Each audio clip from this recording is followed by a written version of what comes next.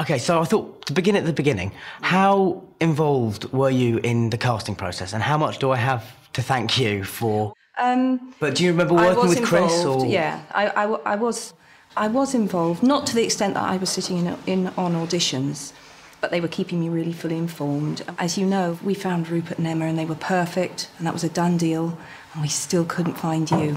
Will you say how you were found? Well, it was just, it was amazing, really. It was a bizarre kind of moment. Originally, what had happened was that David Heyman, the producer, knew my dad, because my dad had been a literary agent, and my dad had worked with David's mum. And so David sort of asked my dad if I would audition, and the original deal that we'd heard was going to be to do 6 films, and it was going to be done in America, and it was all sort of, you know... It was going to be done in America? No one ever told me that. Well, you know, obviously, maybe that's why it changed, because you probably put your foot down at some point, or they just went, Joe won't agree to that.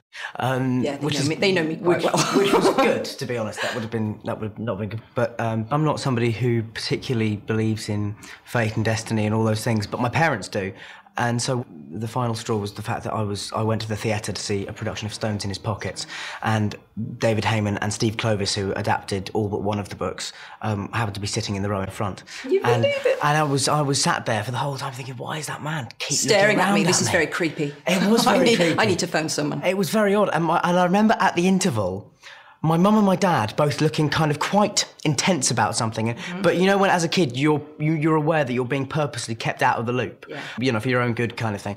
And I remember we went up the stairs and out of the theatre, and then sort of hid behind a pillar. I seem to remember that it's some absurd notion that David Heyman and Steve Clovis were going to chase after us, you know, grab us. And make you be a child actor.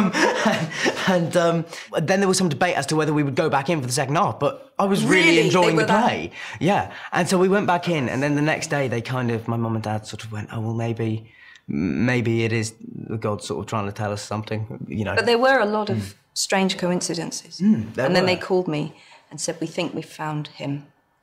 And then the first time I ever saw you was on screen in my sitting room at home. Really? They sent me a video of you. And the curious thing is, and I'm like, I don't believe in fate and destiny. Which is interesting, because it comes up so much. Yeah, absolutely. I think you make your own. Yeah.